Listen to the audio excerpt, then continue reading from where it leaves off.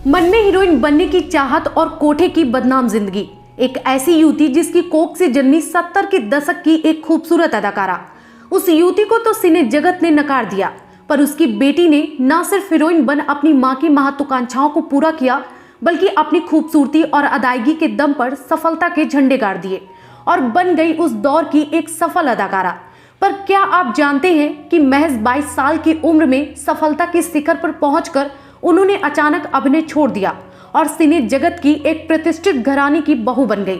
आपको जानकर हैरानी होगी कि सुपरस्टार अभिनेत्री की नानी को 10 साल की उम्र में ही उनके सगे रिश्तेदारों ने एक कोठे पर बेच दिया था और कई साल बाद वहां से भाग निकलने में कामयाबी मिलने के बावजूद उनकी किस्मत नहीं बदली। जी हाँ, 70 के दशक की मशहूर अदाकारा जिनकी खूबसूरती और अदाओं ने सिने प्रेमियों को इनका दीवाना बना दिया था। पहले बात करते हैं नीतू सिंह के परिवार की। लगभग 100 साल पहले पंजाब के एक छोटे से गांव में एक पंजाबी परिवार में एक लड़की का जन्म हुआ। माँ बाप ने अपनी बेटी का नाम रखा हरजीत कौर। हरजीत जब 10 साल की थी तो बीमारी से उनके माता पिता दोनों की मौत हो गई। बच्ची की जिम्मेदारी परिवार के अन्य सदस्यों पर आ गई, तो परिवार वालों ने बच्ची को पंजाब से दूर ले जाकर एक कोठे पर नीलाम कर दिया और उसकी जिंदगी सिसकियों की भेंट चढ़ गई। 18 साल की हो चुकी हरजीत कोठे की जिंदगी से ऊबकर आखिरकार भाग निकली।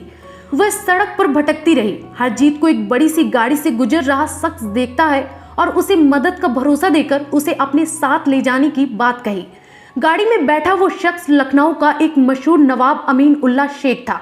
अमीन उल्लाह शादीशुदा और बाल बच्चों वाला था, पर वो खूबसूरत हरजीत को ले जाकर अपनी एक दूसरी हवेली में रख देता है। कोठे से बेहतर जिंदगी और अपना मुकद्दर मानकर हरजीत वहां रहने लगी। 4 साल बाद नवाब शेख अमीन उल्लाह की मौत हो गई। अमीन उल्लाह के बीबी बच्चों ने हरजीत को धक्के मारकर घर से बाहर निकाल दिया। एक बार फिर हरजीत सड़क पर आ गई और दर दर की ठोकरें खाने को मजबूर थी। फिर लखनऊ का एक शेख उसे ले गया और लखनऊ के एक कोठे पर ले जाकर बेच दिया। जहां से हरजीत भाग रही थी, किस्मत फिर उसे वहीं ले आई। इसके बाद कोठे के ही एक दलाल ने उससे शादी कर ली। कुछ सालों बाद हरजीत की एक बेटी हुई जिसका नाम रखा गया राजी। राजी बड़ी हुई तो उसे भी कोठे के धंधे में उतार दिया गया, पर राजी एक महत्वाकांक्षी लड़की थी। उसकी आंखें अभी से हीरोइन बनने के सपने देखने लगी थी।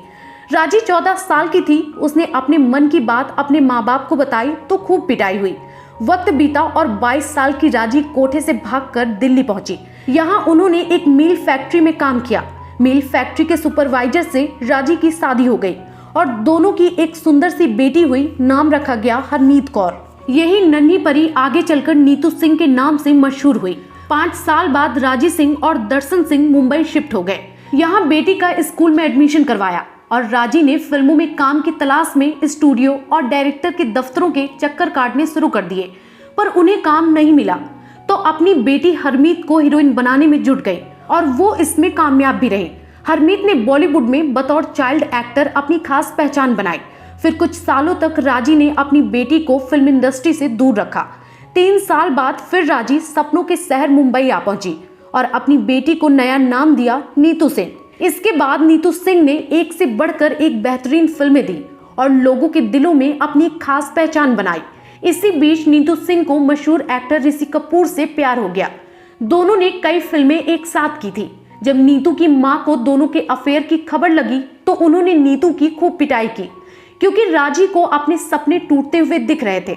लेकिन बाद में वो दोनों की शादी के लिए राजी हो गई और 22 जनवरी 1980 को दोनों शादी के बंधन में बंध गए। शादी के बाद कपूर खानदान की दूसरी बहुओं की तरह नीतू ने भी अपना फिल्मी करियर छोड़ दिया।